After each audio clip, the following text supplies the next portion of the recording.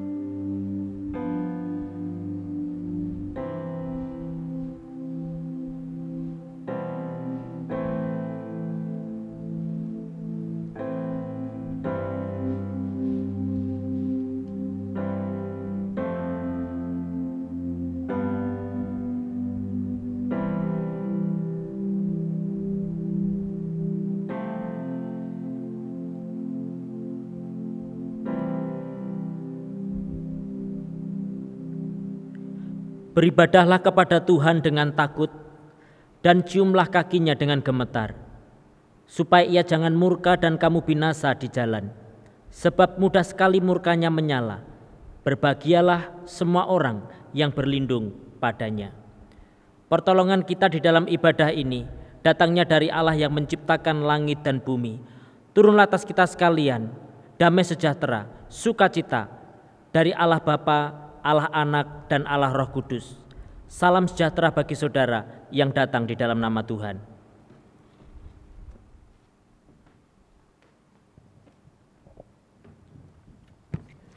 Salam, selamat pagi Bapak Ibu yang dikasihi oleh Tuhan. Kita bersyukur jikalau pagi hari ini kita kembali dapat memuji memuliakan Tuhan. Walaupun kita beribadah di rumah kita masing-masing, tetapi tidak mengurangi rasa sukacita dan semangat kita untuk selalu dapat memuliakan Tuhan. Mari kita akan bersama-sama mengangkat satu pujian dari KPPK nomor 391, Hormat bagi Allah Bapa.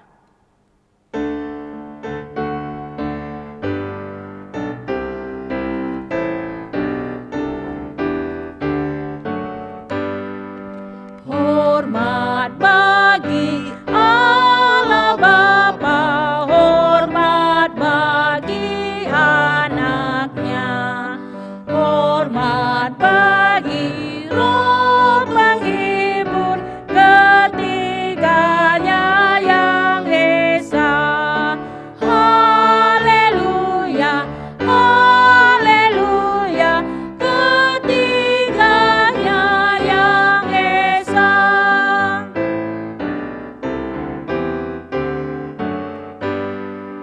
Hormat bagi Kristus Tuhan, kalam jadi manusia.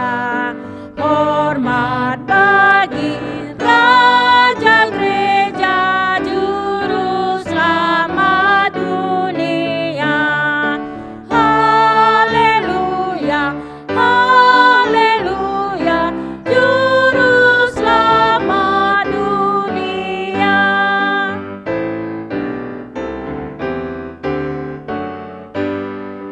Hormat bagi Raja mulia, Raja segala raja. Hormat puji siang malam di hadapan taktanya. Haleluya, haleluya, di hadapan taktanya. Kita akan bersama-sama membaca bacaan pertanggapan dari KPPK nomor 17 halaman 707. Kemegahan Allah. Tuhan adalah Raja, Ia berpakaian kemegahan.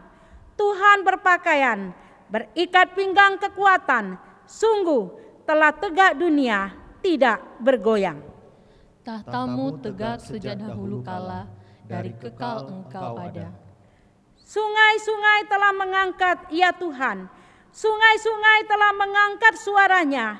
Sungai-sungai mengangkat bunyi hempasannya. Daripada suara air yang besar, daripada pecahan ombak laut yang hebat, lebih hebat Tuhan di tempat tinggi. Peraturan-Mu sangat teguh, bait-Mu layak kudus, ya Tuhan, untuk sepanjang masa.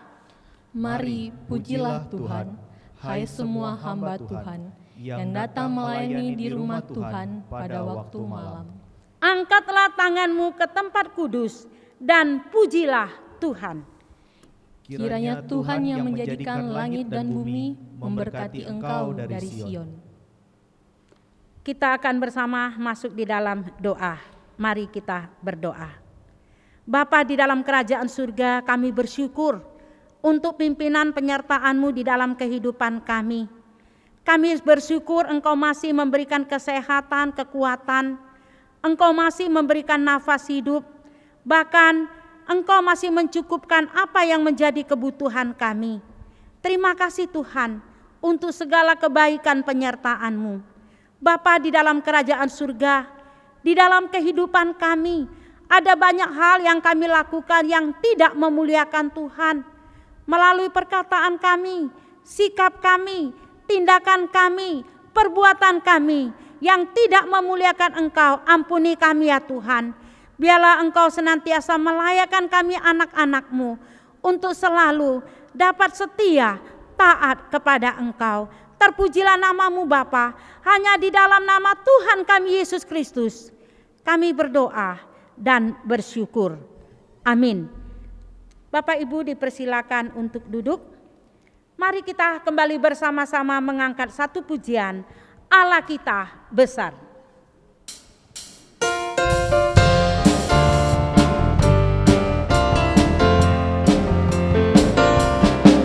Allah kita besar, Dia sungguh amat besar. Dia memiliki kuasa besar, Dia besar. Segala sesuatu tercipta, tiada mustahil bagi Dia.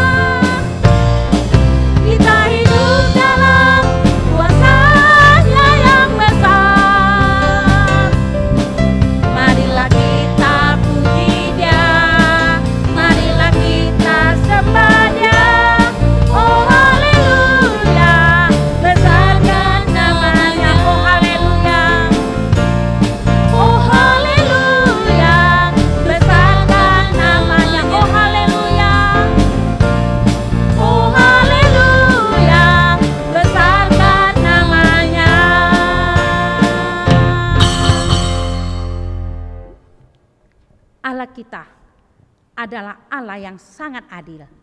Oleh karena itu, mari kita mengangkat pujian, Kau Allahku yang adil.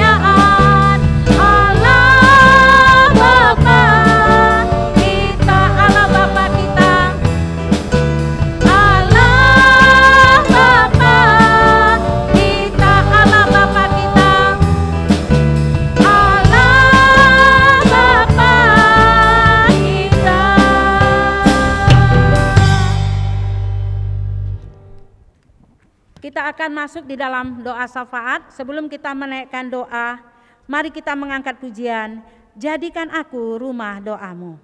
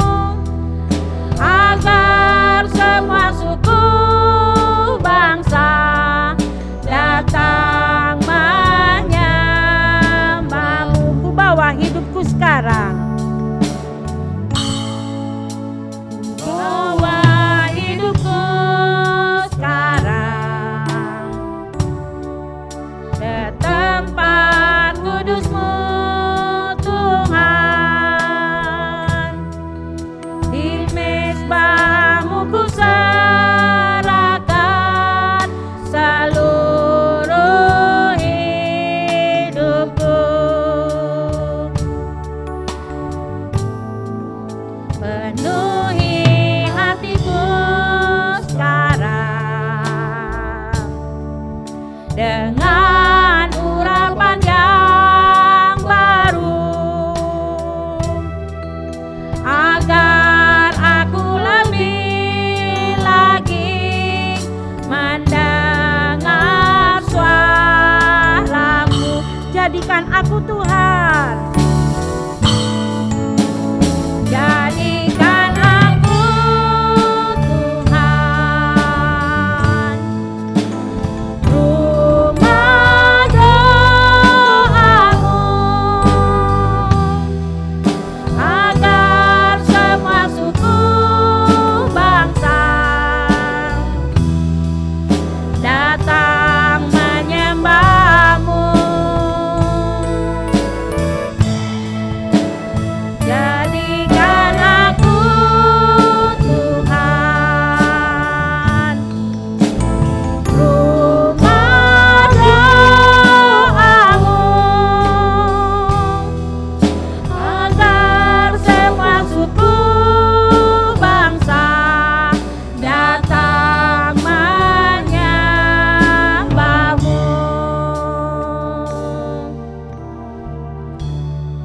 Mari kita bersama-sama berdoa. Pertama, mari kita berdoa agar himbauan sosial, fiskal, dan program PSBB dari pemerintahan efektif untuk menangani wabah COVID-19 di Indonesia ini. Mari kita berdoa. Bapa di dalam kerajaan surga, kembali kami datang di hadapan-Mu Tuhan. Kami menyerahkan untuk himbauan sosial, fisikal, dan program PSBB dari pemerintahan agar semua dapat berjalan dengan efektif. Dan kami menyerahkan ya Tuhan, secara khusus untuk masyarakat agar mereka dapat mentaati peraturan ini demi untuk memutuskan rantai COVID-19 ini ya Tuhan. Biarlah Engkau menolong juga agar semuanya dapat berjalan dengan efektif, dapat berjalan dengan lancar. Terpujilah nama-Mu Bapa, di dalam nama Tuhan kami Yesus Kristus kami berdoa dan bersyukur. Amin. Yang kedua, mari kita berdoa. Mohon agar Tuhan dapat menjaga tim medis yang tengah berjuang di dalam merawat pasien COVID-19 ini, supaya Tuhan juga memberikan kesehatan, kekuatan bagi mereka. Mari kita berdoa. Tuhan, kami juga memohon agar Tuhan menolong, menjaga tim medis yang tengah berjuang di dalam mereka merawat pasien COVID-19 ini. Tuhan, lindungilah mereka, jauhkanlah mereka dari segala sakit penyakit, jauhkanlah mereka dari segala hal-hal yang tidak dikehendaki, agar mereka boleh senantiasa diberikan fisik yang kuat di dalam mereka menjaga, merawat, sedang berjuang di dalam menangani COVID-19 ini. Kami memohon Tuhan, kiranya Engkau menjaga tim medis ini, agar mereka dengan kekuatan Tuhan, dengan pimpinan Tuhan, mereka boleh dengan segenap hati, dengan penuh kasih di dalam menjalankan tugas mereka. Terpujilah nama-Mu Bapa, di dalam nama Tuhan kami Yesus Kristus kami berdoa. Amin. Yang ketiga, mari kita berdoa untuk perekonomian global dan nasional, agar tetap terjaga dengan stabilitasnya, dan khususnya usaha jemaat tetap dipelihara oleh Tuhan, dan semuanya boleh mencukupkan apa yang menjadi kebutuhan mereka. Kita berdoa.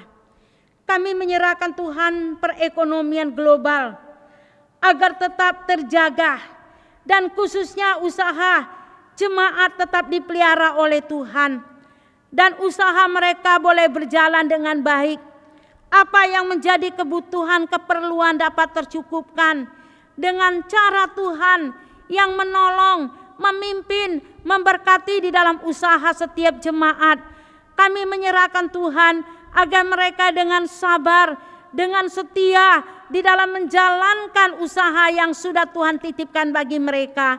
Kami menyerahkan Tuhan, biarlah perekonomian yang mungkin saat ini Tuhan agak merosot, tetapi biarlah Engkau tetap menolong setiap jemaat-Mu, setiap umat yang ada di dalam dunia ini. Terpujilah nama-Mu Bapa, di dalam nama Tuhan kami Yesus Kristus Kami berdoa dan bersyukur. Amin.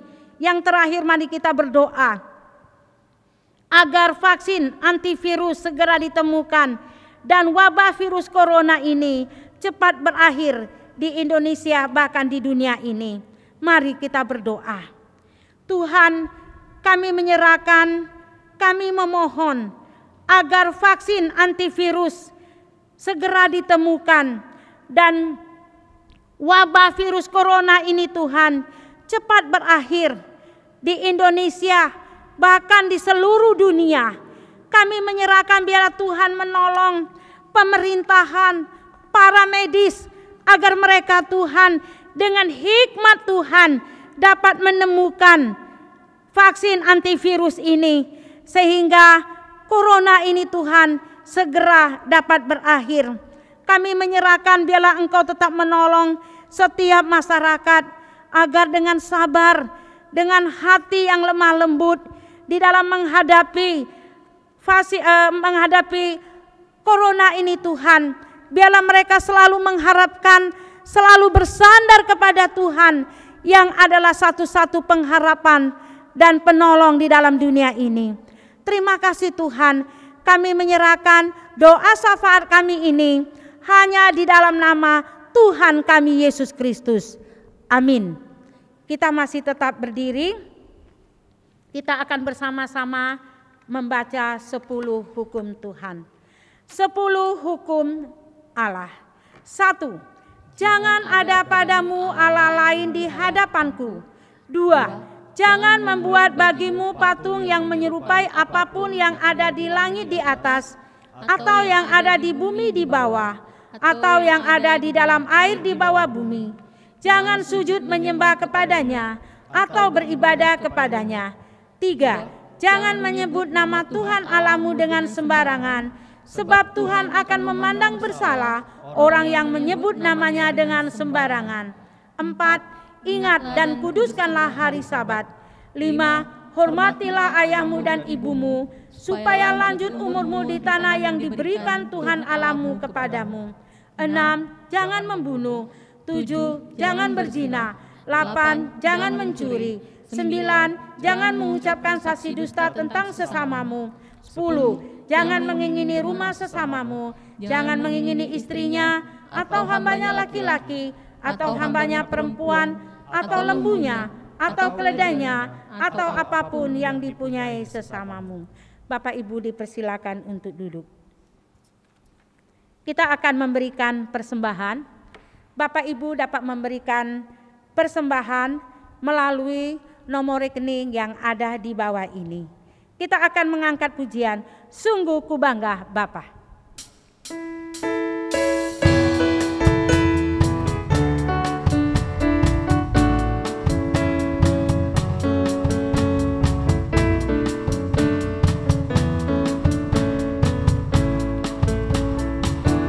Sungguh ku bangga Bapa, punya Allah seperti Engkau. Sungguh ku bangga Yesus, atas segala pengorbananmu. Tak ingin aku hidup lepas dari kasih-Mu. Kasih-Mu menyelamatkan dan memberiku pengharapan. Ini ku persembahkan apa yang aku miliki. Memang tiada berarti bila dibanding dengan kasih-Mu. Namun ku ingin memberi dengan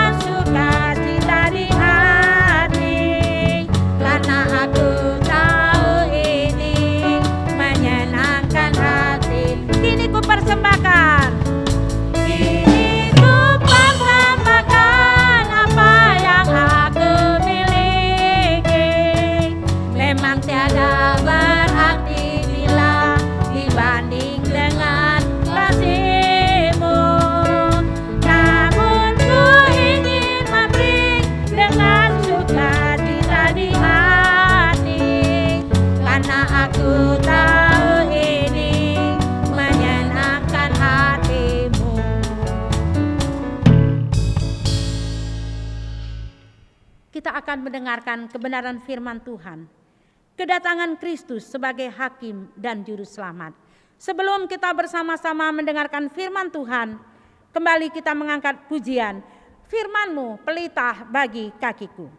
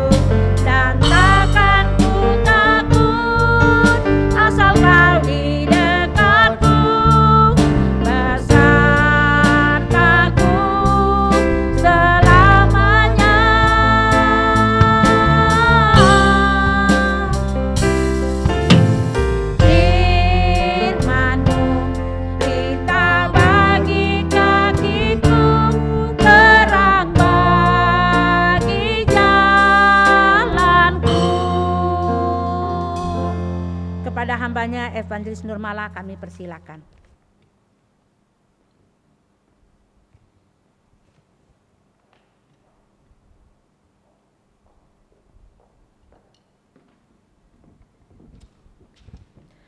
Mari kita berdoa. Ya Tuhan, teguhkanlah kami di dalam terang firman-Mu, supaya di masa hari-hari kami susah senang, kami dapat merayakannya di dalam anugerah-Mu. Dan itulah ucapan syukur kami terbesar, karena kami tahu siapa Tuhan kami, siapa pemilik hidup kami. Karena itu Bapa di dalam surga, di pagi hari ini, Tuhan teduhkan jiwa kami, supaya kami menatap ke depan, bukan dengan segala kekuatan kami, tetapi oleh karena kebersandaran kami kepada kasih karunia-Mu, yang tidak akan meninggalkan kami sedetik pun. Karena itu tolonglah kami semua jemaat-Mu di berbagai tempat, di rumah, di dalam kondisi apapun, bahkan di tengah-tengah kepanikan atau di tengah-tengah kecemasan, biarlah penghiburan yang kekal menawan hati kami semua, mengikat hati kami semua, sehingga sekali lagi mata kami tetap terarah kepada Kristus yang lebih besar dari segala sesuatunya dan yang akan terus menuntun kami. Terima kasih Tuhan, berkati kami, tolong kami semua dalam penjelasan firman-Mu, dan firman-Mu menguasai hati kami dan bertumbuh dan kami menjadi pelakunya. Demi nama Yesus Kristus kami memohon anugerah-Mu. Amin. Shalom Bapak Ibu yang terkasih di dalam Tuhan, kita bersyukur kita sudah memasuki 2 bulan ya di dalam ibadah di rumah masing-masing. Bapak Ibu dan Saudara terkasih dalam Tuhan, sekalipun kita tidak bisa bertatap muka, tetap satu kerinduan di dalam Kristus. Bapak Ibu dan saudara-saudara yang terkasih dalam Tuhan, tetap di dalam kekuatan iman, di dalam tetap pengharapan, dan tetap di dalam persekutuan yang indah dengan Tuhan. Pada pagi hari ini kita di dalam renungan firman Tuhan adalah mengambil tema kedatangan Kristus sebagai hakim dan juru selamat. Nah, Bapak Ibu dan Saudara terkasih dalam Tuhan, sekali lagi ini topik yang sangat menarik sekali dan sangat bagi orang ini sangat menyenangkan untuk dibicarakan mengenai kedatangan Kristus.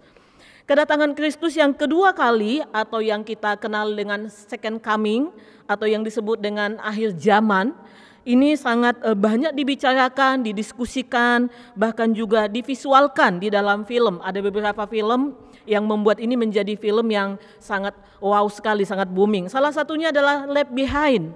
Left Behind ini menceritakan di berbagai tempat bagaimana orang-orang akan mengalami rapture, terangkat, suami istri yang ada di dalam mobil, tiba-tiba suaminya lenyap, ya tinggal bajunya gitu ya. Istrinya kebingungan sampai tabrakan mobilnya. Lalu anak-anak di rumah lagi bermain, tiba-tiba adiknya terangkat, lalu kakaknya masih ada sambil kebingungan, tidak tahu melakukan apa. Nah, tentunya film ini dihubungkan dari firman Tuhan di dalam Matius 24 ayat 40 yang mengatakan pada waktu itu ada 2 orang di ladangnya, seorang akan diambil, yang lain akan ditinggalkan. Nah, rasanya ini sepertinya sesuai dengan firman Tuhan, tetapi ini adalah namanya isu kontemporer, isu masa kini yang menjadi kedatangan Kristus. Lalu ada lagi film yang sangat lebih ekstrim, The Omen, seorang anak kecil yang memiliki supranatural kekuatan, siapapun dia bisa musnahkan, dan ternyata setelah diselidiki orang tuanya, dia adalah antikristus yang memiliki angka 666. Ya, semua orang yang ada di sekitarnya, terutama orang-orang baik, anak kecil ini bisa bunuh dengan cara yang sangat mengerikan. Ya, pembantu rumah tangga mereka, orang tuanya, bahkan ada seorang suster tua yang begitu menjelang kematiannya dia tidak berani berhadapan dengan anak kecil ini. Dia mengatakan, tolong jauhkan dia daripada saya karena dia akan membunuh saya. Nah, film-film ini benar-benar banyak merasuki anak-anak Tuhan, bahkan gereja, ya. Lalu salah satu lagi adalah proyek Blue Beam, ya. Proyek Blue Beam ini bagi penggemar konspirasi, dia mengatakan bahwa ini adalah proyek besar super sangat mega sekali yang bertujuan untuk membuat seolah-olah Mesias itu akan datang di awan. Dengan cara visual, bagaimana mereka membuat proyek secara visual dan bagaimana nanti mereka akan mendatangkan Mesias di awan, karena memang Yesus akan datang di awan-awan sebagaimana firman-Nya mengatakan. Dengan visual super canggih, berdimensi besar, mereka sudah mulai uji coba. Itu sebabnya ada penampakan Yesus datang di Afrika, Yesus datang di Eropa. Ini adalah merupakan hasil dari proyek Blue Beam, ya. Tujuannya apa? Mereka ini mau mengambil alih, ya, seluruh dunia yang mempercayai akhir zaman.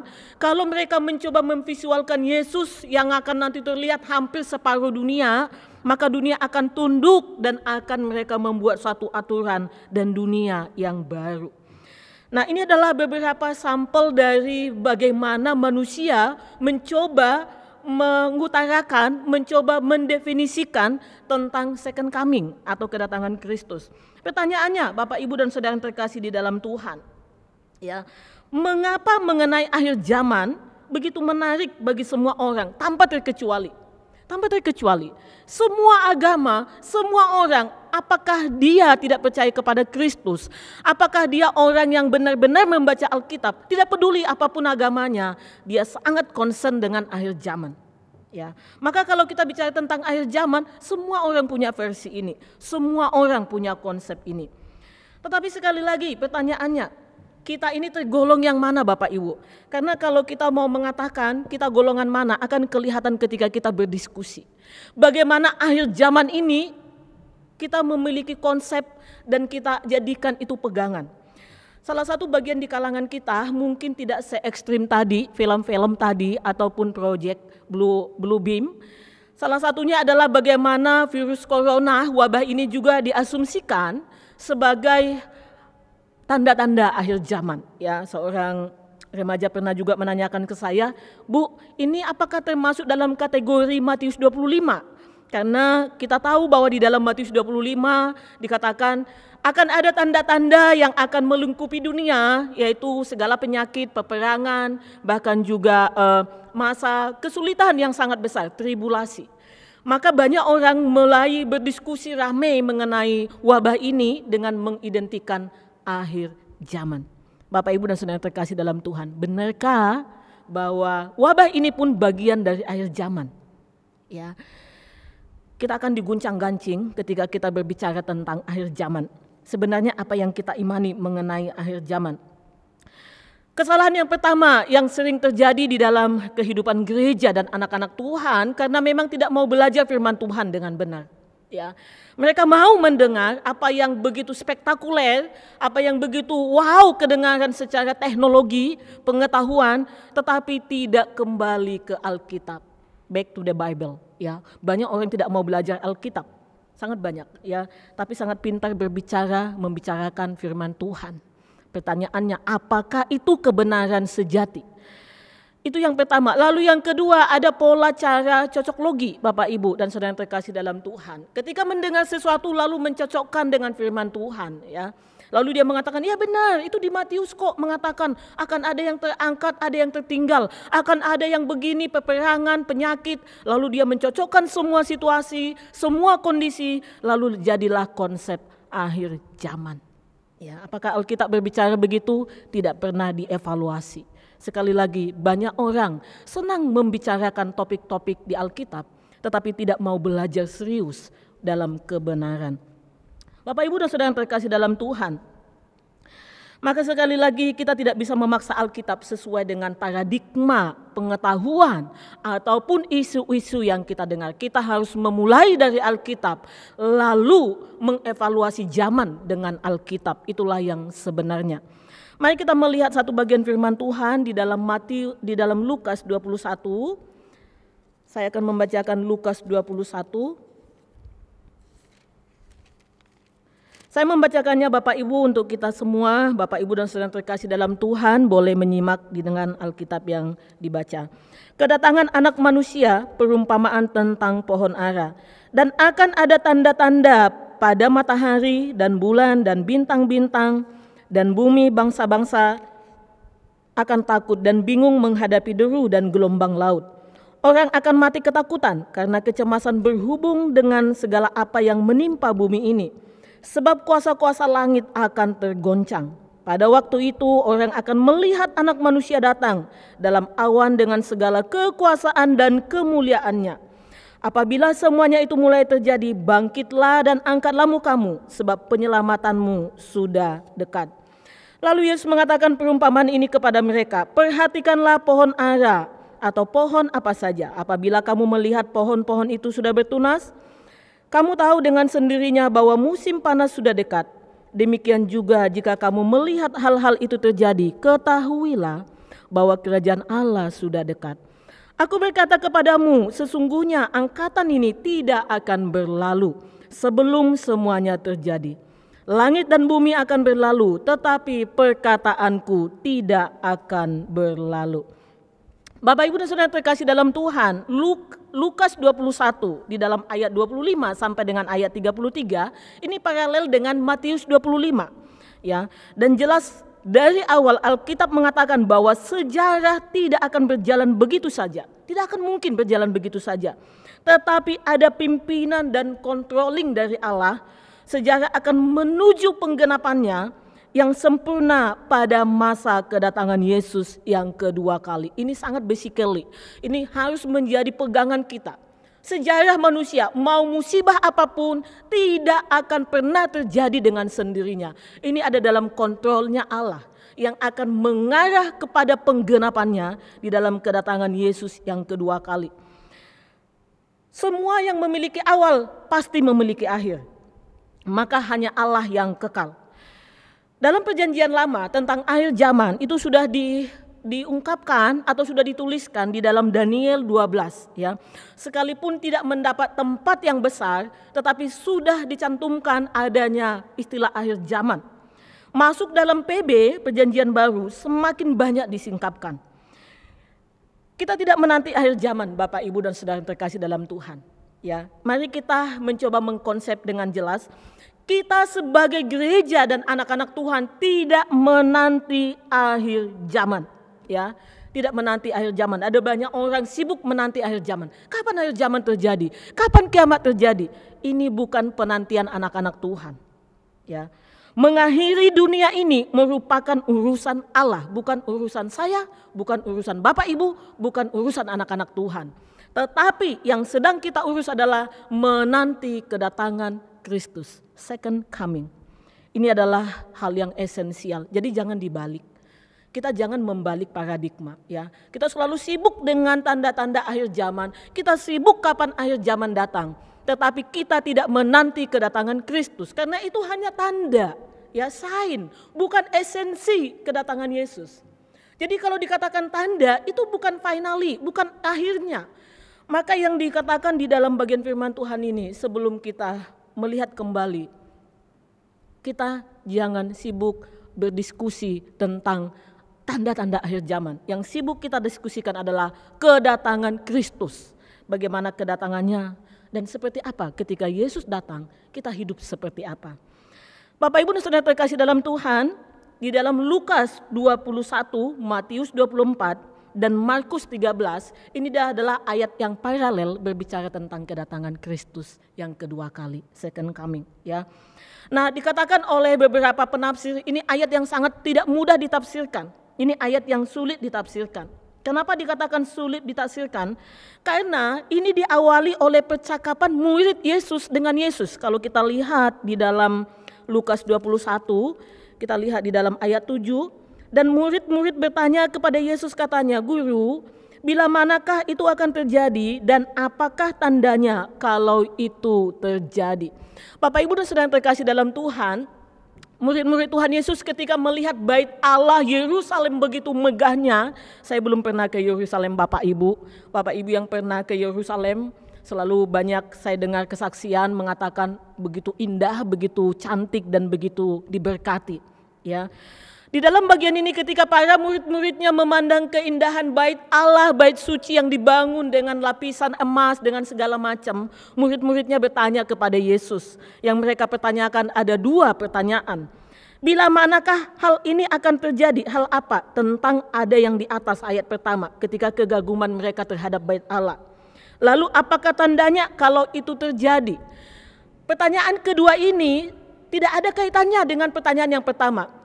Pertanyaan pertama adalah mengacu kepada keruntuhan bait Allah. Pertanyaan kedua mengacu kepada second coming atau akhir zaman, ya.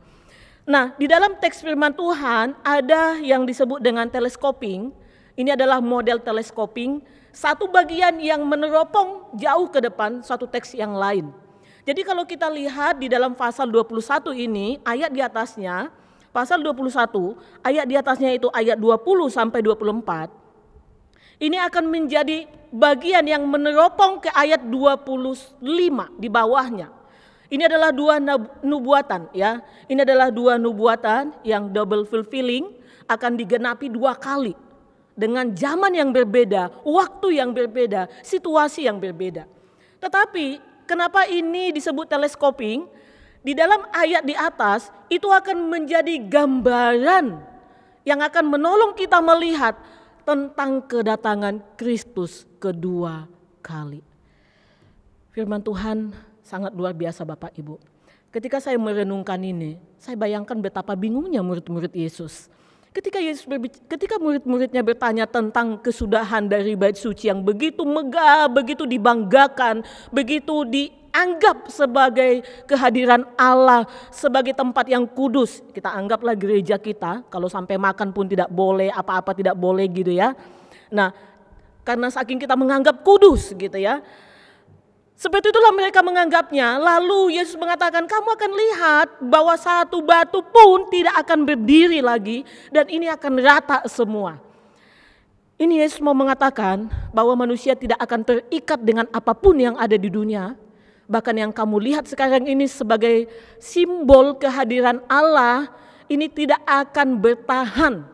Ini akan diratakan. Supaya apa? Supaya imanmu, kerohanianmu terikat di dalam jiwamu yang hidup, bukan di dalam bangunan. Bapak Ibu dan Saudara terkasih dalam Tuhan, maka sekali lagi di dalam percakapan ini ada dua peristiwa yang sedang Yesus sampaikan. Pertama, peristiwa kejatuhan Yerusalem. Lalu kedua adalah second coming, kedatangannya yang kedua. Bapak Ibu dan Saudara terkasih dalam Tuhan, kenapa Yesus Kristus menjadikan kejatuhan Yerusalem menjadi teleskoping untuk kedatangannya yang kedua? Kisah mengenai kejatuhan Yerusalem, saya sedikit singgung aja Bapak Ibu. Kenapa? Supaya ini menjadi gambaran kita, suasana seperti apa Yesus datang kedua kali. Yerusalem itu secara geografis terletak di atas bukit, di atas gunung, maka sangat sulit ditaklukkan. Berulang kali tentara Roma mau menaklukkan, selalu gagal. Bolak-balik mereka mencoba menyerang Yerusalem, tidak bisa ditaklukkan. Tidak bisa ditaklukkan. 1 bulan serang menyerang, tentara Roma menyerang, balik lagi orang Yahudi menyerang 1 bulan. Tidak ada yang kalah, tidak ada yang menang. Akhirnya Jenderal Titus mengambil sikap, jangan lagi diserang. Tidak perlu kita masuk menyerang. Kita mengepung saja Yerusalem, kita bersekeliling di sekitar Yerusalem, 1 orang keluar kita bunuh, siapapun keluar kita bunuh. Maka Jenderal Titus membuat planning yang sangat luar biasa. Dia membiarkan Yerusalem tidak lagi diserang, tetapi mereka mengepung. Itu sebabnya di ayat di atas, Yesus mengatakan, kamu akan lihat tentara akan mengepung. Jadi sebenarnya Yesus sudah memberikan petunjuk. Tentara akan mengepung. Lalu setelah itu mereka tidak lagi diserang tetapi dikepung. Apa yang terjadi di tengah-tengah di kota Yerusalem? Ada gudang makanan, tetapi terjadi percekcokan ya. Mereka mulai berlomba menjadi pemimpin, terutama orang Zelot ya. Mereka habis-habisan untuk mengokohkan dirinya sebagai pemimpin. Orang Zelot pecah, lalu mereka berkelahi dan bertikai saling membunuh. Saking mereka di dalam kemarahan, mereka membakar gudang makanan. Yerusalem kalah sudah dimulai dari dalam, bukan oleh karena Jenderal Titus. Bapak Ibu sudah terkasih dalam Tuhan, setelah gudang makanan dibakar, terjadi kelaparan hebat di tengah-tengah Yerusalem. Tidak ada yang bisa keluar, tidak ada yang bisa keluar. Mereka semua harus di dalam. Ya, satu sama lain sudah mulai mengalami penyakit, satu sama lain sudah mulai kelaparan, tidak ada bahan makanan. Apa yang terjadi Bapak Ibu? Ini adalah peristiwa yang mengerikan. Suami bisa membunuh istri, istri membunuh anak untuk apa? Bahan makanan. Ini adalah peristiwa yang ditulis di dalam The Wars of Jews. Ini adalah buku yang begitu tebal menceritakan sejarah Yerusalem hancur. Ya. Suami bisa membunuh anaknya untuk bisa dijadi bahan makanan, dan anak juga bisa membunuh orang tuanya untuk menjadi bahan makanan karena tidak ada makanan. Mayat-mayat bergelimpangan di mana-mana dan tidak ada tempat untuk dimakamkan. Bapak Ibu dan Saudara terkasih dalam Tuhan, kalau kita bayangkan di Italia kemarin begitu banyaknya mayat, saya bisa membayangkan seperti apa kondisi Yerusalem. Ya. Lalu situasi itu memunculkan penyakit. Kenapa? Karena mayat tidak dikubur, tidak ada tempat. Maka penyakit bermunculan, kelaparan di mana-mana, pembunuhan, perampokan. Yang kuat akan merampok yang lemah. Ya, ini yang sedang ditakutkan di masa COVID-19 ini. Di mana orang yang kuat akan bisa, orang yang sehat, yang kebal akan bisa merajalela. Bapak Ibu dan Saudara terkasih dalam Tuhan, ini situasi yang mengerikan dan mencengangkan. Setelah mengalami itu, satu sama lain saling membunuh dan begitu banyaknya mereka mengalami kelaparan di dalam. Jenderal Titus kembali meminta, apakah kalian menyerah? Orang Israel, orang Yahudi tetap tidak mau menyerah. Maka Jenderal Titus menyerang ke dalam, mereka menyerbu ke dalam, lalu mereka mengambil alih kota Yerusalem. Apa yang dilakukan? Dia bakar semua tempat itu, dia hancurkan bangunan-bangunannya, semua dibunuh kecuali yang sehat, yang masih dianggap layak untuk dipertahankan. Dia ambil, ini akan dibagikan ke provinsi Roma. Mereka dibagi-bagi ke wilayah-wilayah Roma untuk apa? Satu, untuk menjadi bahan pertandingan dengan binatang ganas dipertontonkan, lalu jadi budak, lalu diperjualbelikan. Ini adalah yang dilakukan oleh Jenderal Titus. Setelah itu apa yang dilakukan? Semua bangunan tidak ada yang berdiri, semua diratakan Bapak Ibu. Ya, semua bangunan tidak ada lagi yang berdiri, semua diratakan. Tujuannya apa? Supaya Yerusalem tidak lagi dikenang sebagai kota. Tetapi hanya satu yang ada satu tembok yang dibuatnya berdiri, ya, hanya ada satu tembok yang disisakan untuk berdiri sebagai simbol kemenangan daripada Jenderal Titus, ya. Sebagai simbol kemenangan daripada Jenderal Titus. Setelah dia membunuh 1 juta lebih orang Yahudi, lalu 97.000 dibawa keluar dari sana untuk diadu dengan binatang buas, dijadikan budak. Lalu sekali lagi semua benda-benda di dalam bait Allah dibawa, semua dibawa.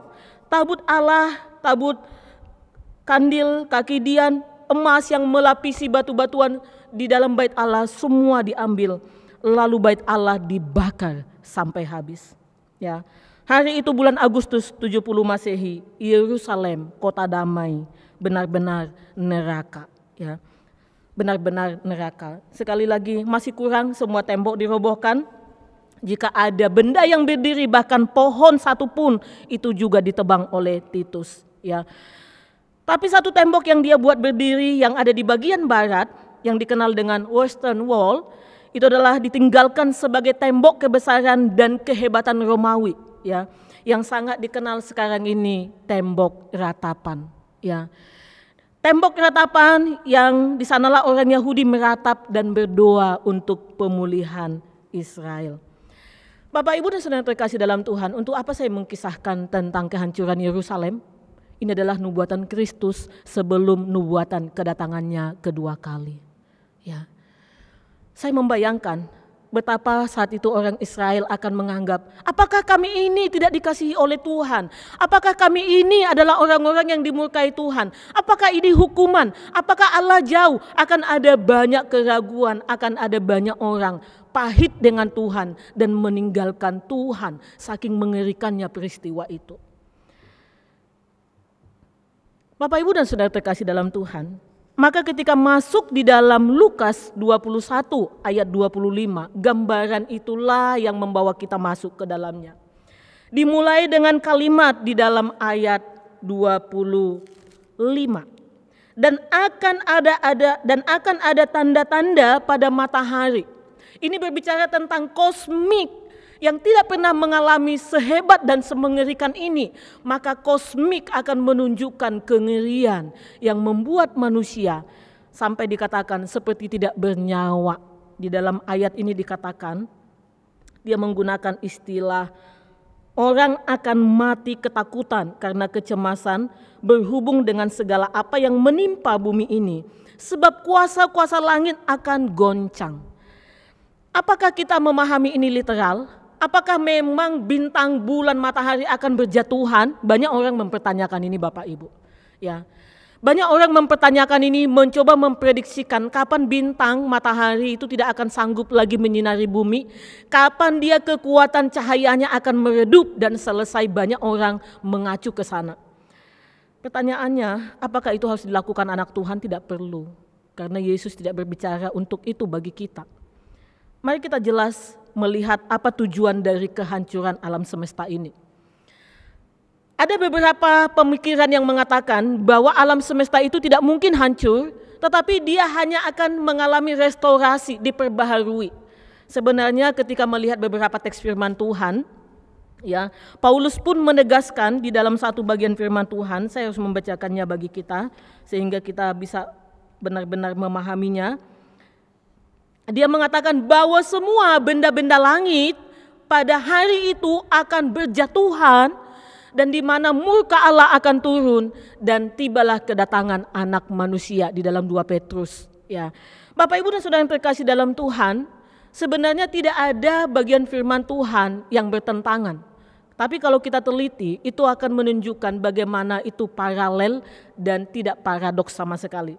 Bumi ini akan mengalami renew, pembaharuan, sesuatu yang berbeda yang tidak pernah sebelumnya kita lihat. Kenapa? Karena bumi dan segala isinya ini akan musnah. Ya. Segala sesuatunya akan musnah dan ini adalah petunjuk di mana Kristus akan datang. Kalau kita sudah melihat ada banyak bencana, apakah termasuk di dalamnya? Belum. Bagi saya itu belum. Ketika saya melihat beberapa tafsiran, bencana, musibah itu belum kategori bagaimana Kristus datang.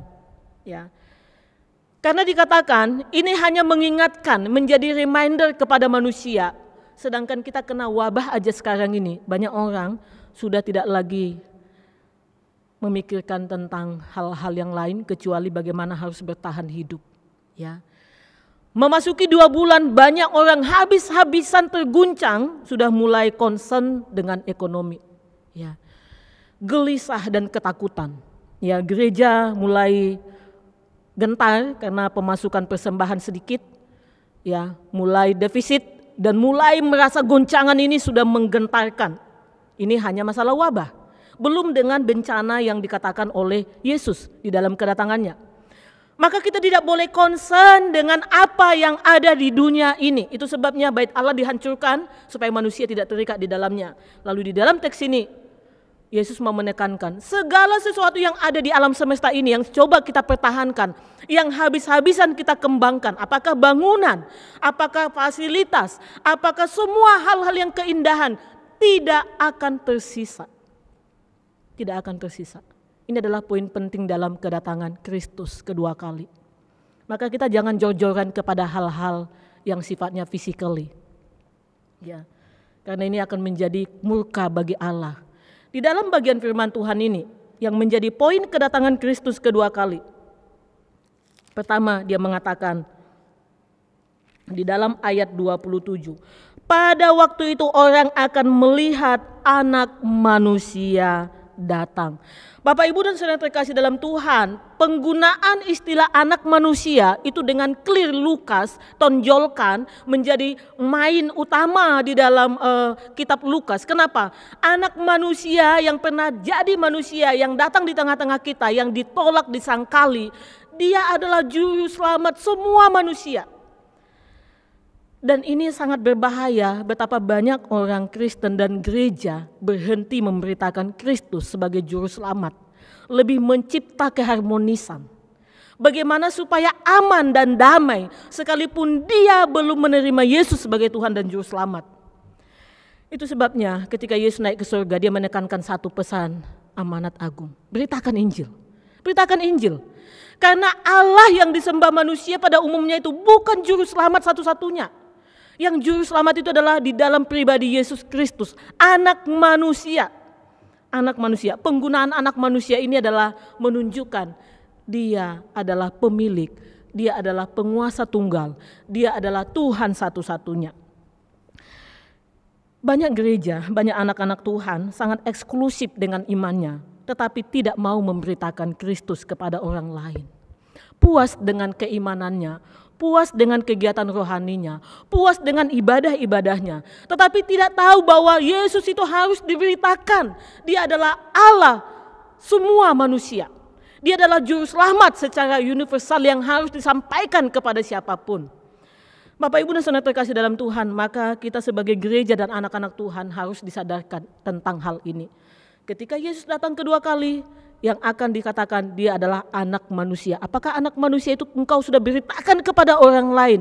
Apakah anak manusia itu engkau sudah ceritakan kepada tetanggamu, kepada saudaramu? Apakah anak manusia itu sudah kau sampaikan kepada orang yang belum mengenal dia? Ini adalah berita penting di dalam kedatangan Kristus kedua kali. Bapak Ibu dan saudara terkasih dalam Tuhan. Kenapa anak manusia? Sekali lagi, banyak orang mengaku percaya kepada Allah tetapi tidak percaya kepada Kristus. Banyak orang mengaku bahwa dia adalah anak Tuhan tetapi tidak menerima Yesus sebagai Tuhan dan juru selamatnya. Itu sebabnya hidupnya tidak mengalami dimensi perubahan. Ya. Dan ini adalah pengadilan yang akan dilakukan oleh Kristus ketika dia datang. Manusia akan dihakimi sejak Adam dan Hawa sampai kedatangan Tuhan Yesus kedua kali. Maka kita mesti tahu satu-satunya yang dapat menghakimi dan menghukum manusia adalah pribadi yang maha tahu. Pribadi yang maha kuasa. Pribadi yang maha bijaksana, yang dapat menimbang hati, kedalaman hati, yang dapat menimbang pikiran yang tidak bisa ditangkap manusia. Dia adalah yang layak menjadi hakim. Dan satu-satunya yang diberikan nama itu adalah anak manusia. Bapak Ibu dan Saudara terkasih dalam Tuhan, kita harus clear dalam hal ini. Maka kalau ada orang mengatakan, janganlah agama kita sama kok, Tuhan kita sama.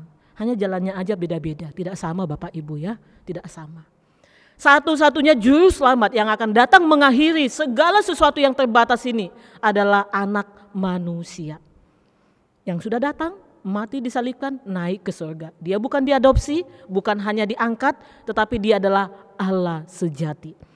Bapak Ibu dan Saudara yang terkasih dalam Tuhan, maka satu-satunya yang dapat menghakimi kita adalah Anak Manusia.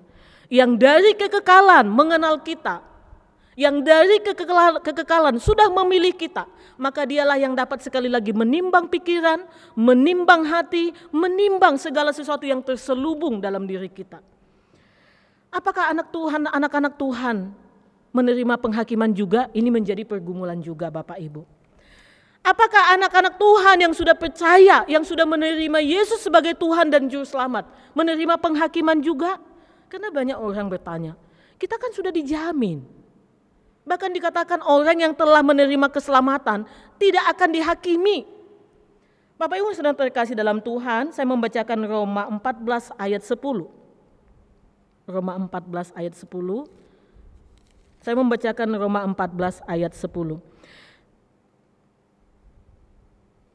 Tetapi mengapakah engkau menghakimi saudaramu, atau mengapakah engkau menghina saudaramu? Sebab kita semua harus menghadap tahta pengadilan Allah.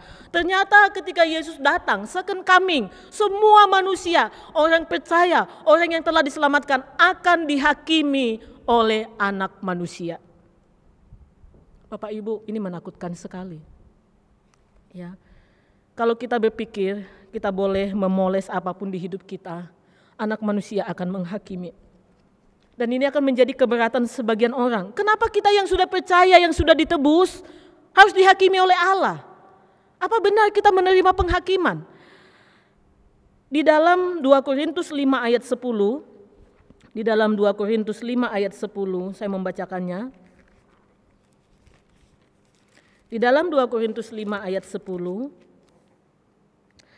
sebab kita semua harus menghadap tahta pengadilan Kristus, supaya setiap orang memperoleh apa yang patut diterimanya, sesuai dengan yang dilakukannya dalam hidupnya ini, baik ataupun jahat.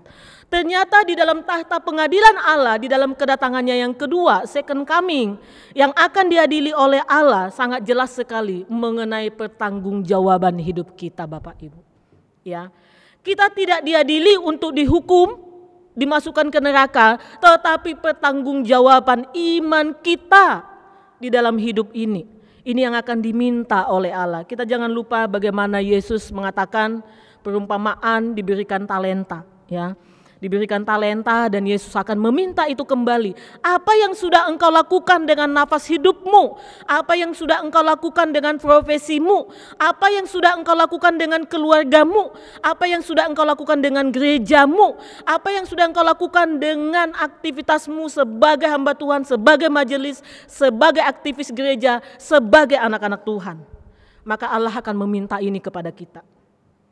Allah akan meminta ini kepada kita. Kita bukan owner di dalam sebuah lingkungan gereja.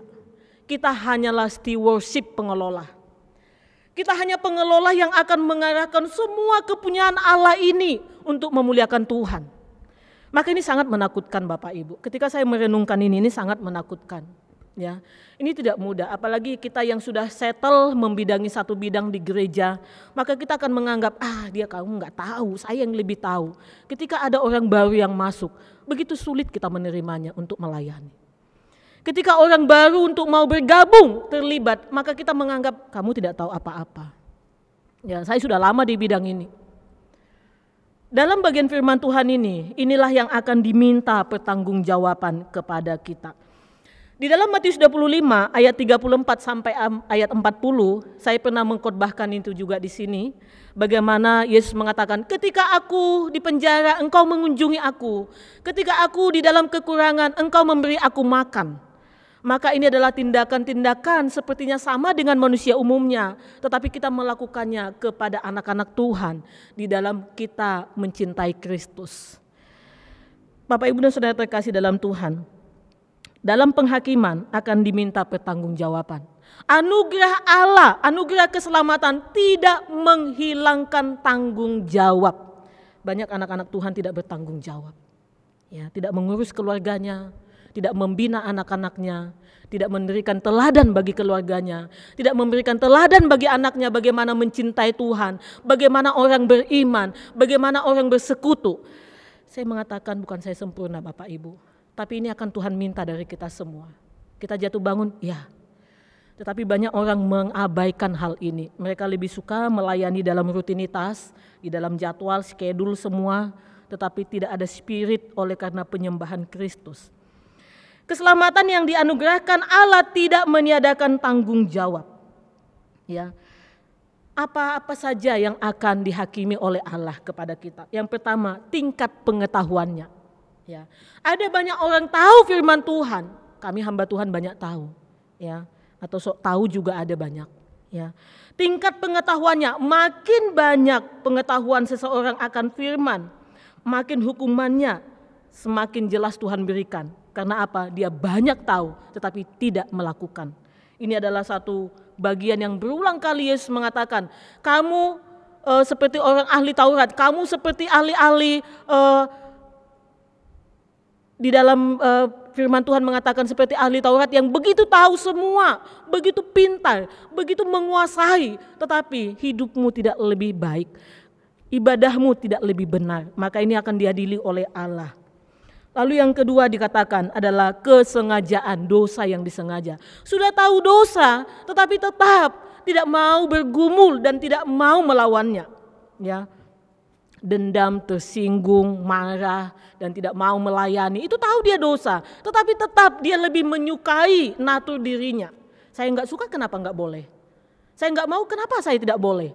Ini menjadi alasan-alasan yang pada akhirnya akan dipertanggungjawabkan di hadapan Tuhan. Lalu yang ketiga yang akan dihakimi oleh Allah adalah pengaruh dosa yang ditimbulkan. Kalau seseorang punya kedudukan tinggi, ya, apakah di dalam gereja, apakah di dalam institusi pendidikan Kristen, apakah di dalam lembaga-lembaga rohani, ya, dia punya kedudukan tinggi, tetapi pribadinya, pengaruhnya dia sangat membuat orang lain tersandung, sangat membuat orang lain bergumul dan sangat membuat orang lain menjadi berdosa. Maka ini juga akan dituntut oleh Allah. Ya, akan dituntut oleh Allah. Maka Bapak Ibu dan saudara yang terkasih dalam Tuhan yang mendapat kedudukan tempat istimewa, apakah sebagai leader, apakah sebagai aktivis, apakah sebagai majelis, diaken, hamba Tuhan, hati-hati dengan kedudukan kita. Karena dosa yang kita timbulkan berbeda dengan orang awam. Ya. Lalu yang berikutnya, motivasi di dalam melakukan perbuatan baik. Ini juga akan diadili oleh Allah. Ada beberapa di dalam Matius, Yesus mengatakan tentang bersedekah, tentang berpuasa, tentang hal memberi, tentang hal berdoa. Yesus kembali berulang kali menegaskan, hati-hati dengan kamu memberi. Jangan kamu memberi, lalu tangan kananmu tahu. Nah, zaman sekarang membantu orang yang kesulitan COVID, lalu foto-foto, jepret sana, jepret sini, post di sosial media. Ya, apa bedanya dengan dunia? Ya, jemaatnya berapa banyak ditolong lalu dipostkan di sosial media. Lalu di dalam puasa, ya, apakah orang Kristen tidak ada puasa? Disiplin rohani apapun yang kita lakukan, lakukanlah dengan cara yang benar, motivasi yang benar. Bapak Ibu dan saudara yang terkasih dalam Tuhan. Lalu yang kelima, ini adalah satu yang urgent, ya, tidak mengenal batas waktu. Siap atau tidak siap waktunya, ini akan dihakimi paling penting oleh Kristus, pengabaran Injil. Ya. Mendiamkan atau tidak menggarap, Injil diberitakan, amanat agung tidak disampaikan, maka Allah akan mengadili kita di dalam bagian ini. Ini adalah panggilan bagi semua anak Tuhan tanpa terkecuali. Siapapun dia yang sudah menerima anugerah keselamatan harus memberitakan Injil, harus mengabarkan Injil. Ya. Tidak mengenal waktu, tidak mengenal musim, mau wabah mau tidak, harus memikirkan bagaimana kita menjangkau jiwa-jiwa. Ketika saya mengikuti Rembuknas dari Saat, saya sangat amazed dengan Saat. yang begitu memikirkan, menggodok dengan baik. Di musim wabah ini, gereja jangan stagnan. Gereja harus memikirkan bagaimana pelayanan yang efektif di tengah situasi ini. Ya, 700 hamba-hamba Tuhan, mereka berdiskusi selama 1 minggu. Mereka memikirkan jangan sampai gereja benar-benar menunggu COVID berlalu, baru memikirkan kembali pelayanan. Ini sangat luar biasa Bapak Ibu. Kenapa? Karena mereka tahu Tuhan akan menuntut itu. Ya, Tuhan akan menuntut itu. Karena pada akhirnya memang tubuh kita tidak mendapat tempat di surga. Ya. Maka tubuh kita memang menderita dengan COVID ini. Tetapi roh kita tidak menderita. Karena dia adalah milik Kristus. Maka tubuh kita ini kita harus garap, kita harus dorong, kita harus drive untuk mengerjakan apa yang Tuhan tuntut. Bapak Ibu dan Saudara terkasih dalam Tuhan, penghakiman Allah akan diberikan kepada perbuatan kita. Apakah dilakukan karena cinta kepada Tuhan? Ya, di Yohanes 14 ayat 15. Dan dilakukan demi kemuliaan Tuhan. Ini akan ditanya di hadapan Tuhan. Kalau saat ini tidak ada yang bisa mengadili hati Bapak Ibu, saya pun yang berdiri di sini tidak ada yang bisa tahu hati saya. Apakah saya melakukan ini karena sok-sokan atau memang saya tahu saya harus menyampaikan firman Tuhan? Tidak ada yang bisa mengadili hati, tidak ada yang bisa mengadili motivasi, tidak ada yang bisa mengadili semua yang ada di dalam kedalaman ini, batin kita ini, kecuali anak manusia. Maka pada akhirnya anak manusia akan menyingkapkan itu kepada kita. Bapak Ibu dan Saudara yang terkasih dalam Tuhan, maka bagi anak Tuhan yang tidak siap, dia akan mengalami rasa terkejut yang begitu mengerikan. Ketika second coming, tanda-tandanya datang. Dia mengatakan, dia akan sekarat seperti orang yang dying, mau mati. Dia bingung, dia seperti shock dia. Nggak tahu, situasi itu begitu menakutkan. Ya, kita sudah mulai tester dengan wabah COVID. Ya, orang shock, semua dunia shock, nggak tahu mau buat apa. Ya, terlalu banyak prediksi, terlalu banyak penafsiran, terlalu banyak pendapat. Sampai semua masyarakat bingung. Sebentar-sebentar mengatakan ini bisa mati karena ini. COVID-nya bisa dimatikan dengan begini, dengan kumur garam, lalu banyak orang berkumur garam. COVID bisa dibunuh dengan ini, lalu banyak orang melakukan itu. Semua bingung, semua bingung. Ini belum seberapa dengan tanda-tanda kedatangan Kristus kedua kali. Ya, ini belum seberapa. Itu sebabnya dikatakan tiada tandingannya peristiwa ini, menghancurkan hikmat manusia, menghancurkan kesombongan manusia, menghancurkan kekuasaan semua yang ada di dunia ini. Kita hanya sampai bisa berdiri dengan apa yang sudah kita kerjakan selama hidup. Tidak ada yang kita akan bawa Bapak Ibu. Gedung gereja, uang, tidak ada yang bisa kita bawa ketika anak manusia datang. Kita hanya datang berdiri dengan apa yang kita hidupi selama kita ada. Hanya bisa berdiri, dan itulah yang akan ditimbang dan dihakimi oleh Allah. Bapak Ibu dan Saudara terkasih dalam Tuhan, di dalam bagian berikutnya ditunjukkan bagaimana ekspresi dua orang yang menerima kedatangan Kristus. Pertama, mengalami ketakutan sampai begitu mengerikan. Lalu orang yang kedua dikatakan, pandanglah, angkatlah wajahmu dan pandanglah dia, keselamatanmu sudah datang. Saya tidak tahu kita kategori yang mana Bapak Ibu. Ya. Memandang ini lebih berbicara kepada iman yang berpengharapan. Di tengah-tengah ketakutanmu, di tengah-tengah situasi yang kacau, yang chaos itu, kamu punya iman tidak bahwa dia sudah datang di awan-awan. Bapak Ibu dan Saudara terkasih dalam Tuhan, bagaimana supaya kita bisa menjadi orang yang masuk di dalam kategori kedua ini? Ya, saya minta maaf memang teksnya begitu padat. Saya rasanya pengen loncat langsung, tetapi ada bagian yang menjadi sangat penting di dalam ayat 28.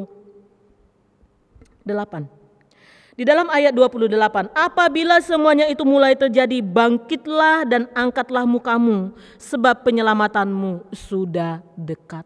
Bapak Ibu dan Saudara terkasih dalam Tuhan, ya, kalau kita tidak bersekutu dengan Kristus, kalau kita tidak menggarap, kalau kita tidak hidup berjalan dengan Kristus selama kesempatan ini ada, maka kita mungkin akan terhilang. Karena akan ada nabi-nabi palsu, ada masa tribulasi, kesusahan yang sangat besar sekali. Satu-satunya yang membuat kita bertahan adalah bersekutu dengan Kristus. Maka kalau kita tidak latih dari sekarang bersekutu, Kita mungkin orang yang akan jenis yang pertama, ketakutan sampai mati. Ya, karena tidak sanggup menahan begitu mengerikannya masa itu. Peristiwa itu begitu menakutkannya. Sampai tidak ada orang yang tahan melihatnya kondisi itu. Bagaimana kacau semua alam semesta ini. Dan datanglah Anak Manusia. Bapak Ibu yang terkasih dalam Tuhan. Ini adalah pesan kedatangan Kristus kedua kali. Ya. Kapan dia di dalam bagian terakhir, ya, dia memberikan perumpamaan pohon ara. Perumpamaan tentang pohon ara atau pohon apa saja. Kamu amati, kenapa harus mengamati? Ada sistem, ada pola di dalam pertumbuhan tumbuh-tumbuhan yang ada di sekitar kita. Ada musimnya. Maka seperti itulah musimnya hidup kita dan seperti itulah kedatangan Kristus. Yesus sudah memberikan tandanya. Kalau kamu mengamati tanda itu, persiapkan dirimu. Jangan tertidur, jangan sibuk dengan pesta pora. Jangan sibuk dengan hal-hal yang sedang kamu capai di dunia ini. Yang tiada matinya dan tidak ada habisnya. Maka Yesus mengatakan, persiapkan dengan baik. Supaya ketika Anak Manusia sejati datang, kamu tidak tertipu dan kamu bukan orang yang tidak tahu. Tetapi kamu adalah orang yang penuh kesiapan menanti dia datang. Di dalam bagian ayat terakhir ini, Bapak, Ibu dan Saudara terkasih dalam Tuhan, dia katakan, aku berkata kepadamu, sesungguhnya angkatan ini tidak akan berlalu sebelum semuanya terjadi. Langit dan bumi akan berlalu, tetapi perkataanku tidak akan berlalu. Dua ayat ini, sekali lagi, ini tentang double fulfilling. Ketika dikatakan angkatan ini tidak akan berlalu, sebenarnya berbicara tentang murid-murid Yesus.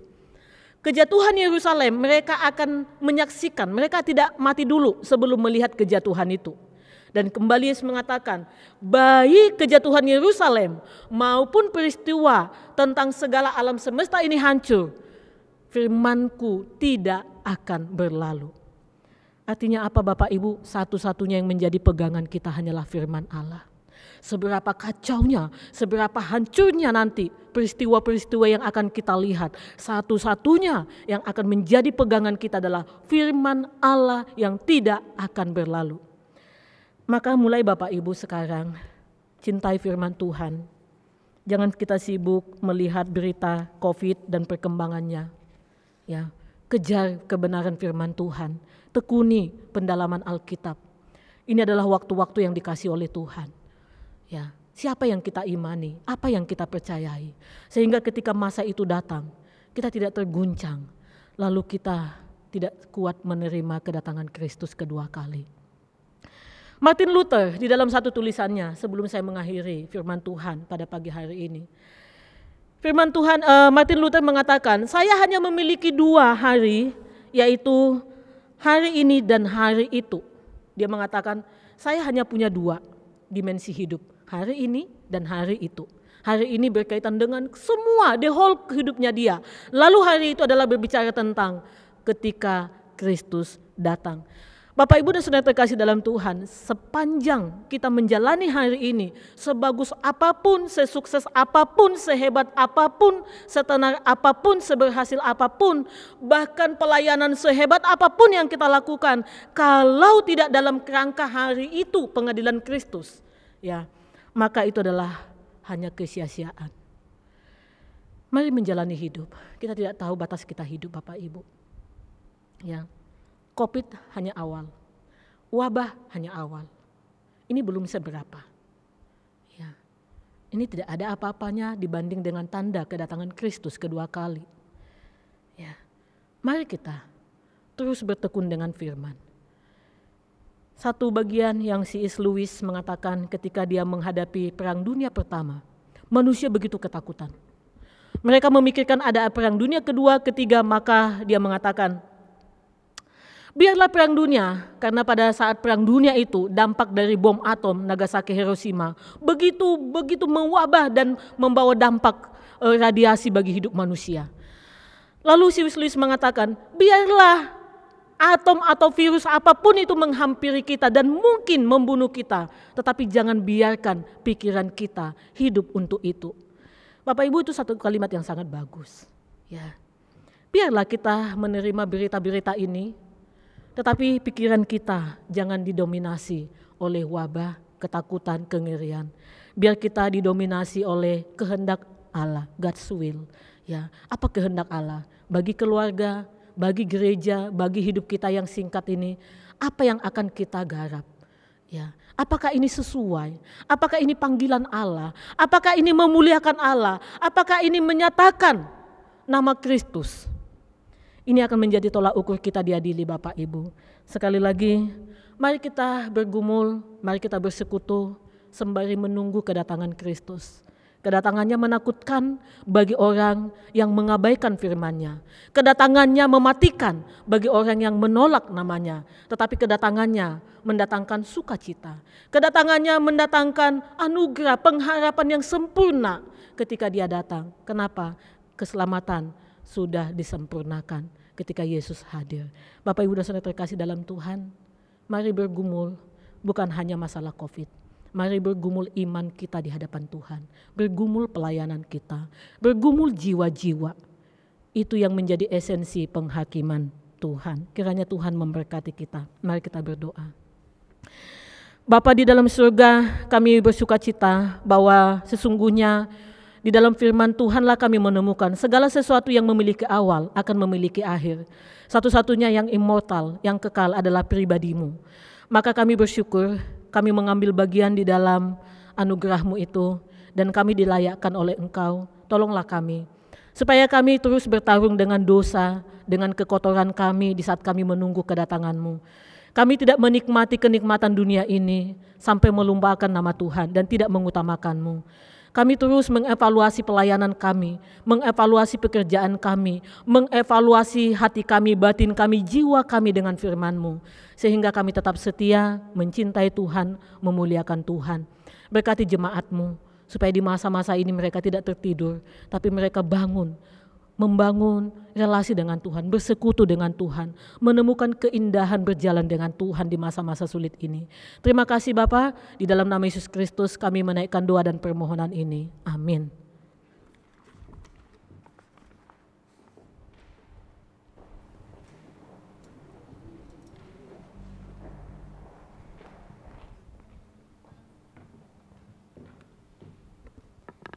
Kita sudah mendengarkan kebenaran firman Tuhan. Untuk meresponi kebenaran firman Tuhan, mari kita mengangkat satu pujian, Jaminan Mulia.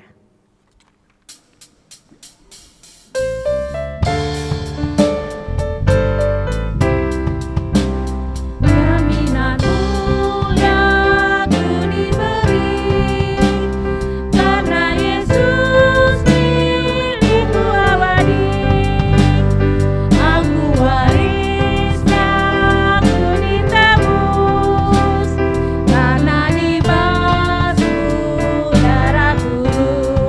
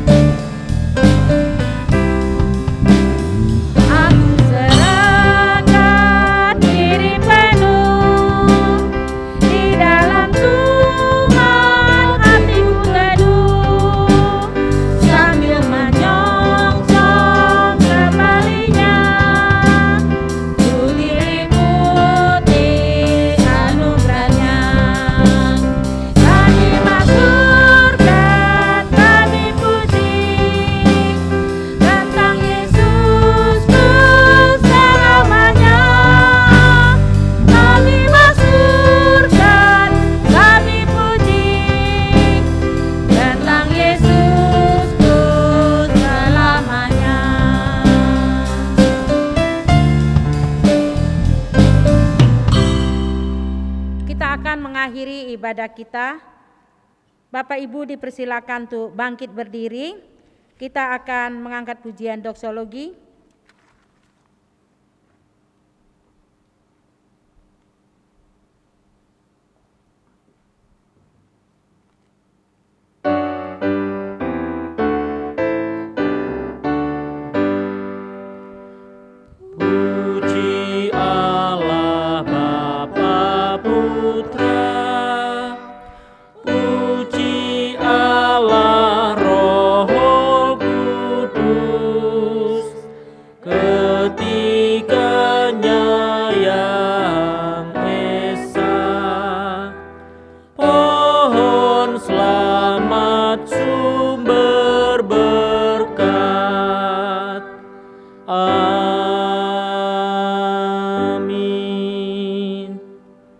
Tuhan tahtanya di surga, matanya mengamat-amati, sorot matanya menguji anak-anak manusia. Tuhan menguji orang benar dan orang fasik, dan ia membenci orang yang mencintai kekerasan. Sebab Tuhan adalah adil dan ia mengasihi keadilan. Orang yang tulus akan memandang wajahnya. Jemaat yang dikasihi Tuhan, engkau telah mendengar firman. Maka sekarang hiduplah dengan bijaksana, sesuai kasih karunia yang telah engkau terima. Muliakanlah Tuhan dan nantikanlah pengharapan yang sempurna ketika Kristus datang yang kedua kali dan engkau berbahagia selamanya. Terimalah berkat-Nya. Kiranya kasih karunia dari Allah Bapa, Allah Putra dan Allah Roh Kudus memberkati dan menyertai engkau hari ini sampai selama-lamanya. Amin.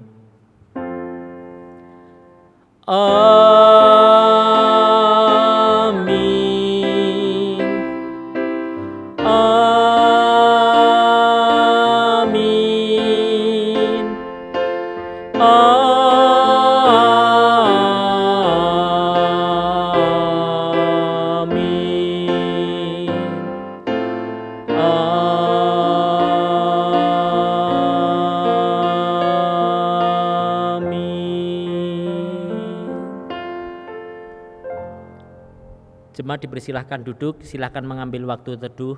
Selanjutnya akan disampaikan warta jemaat.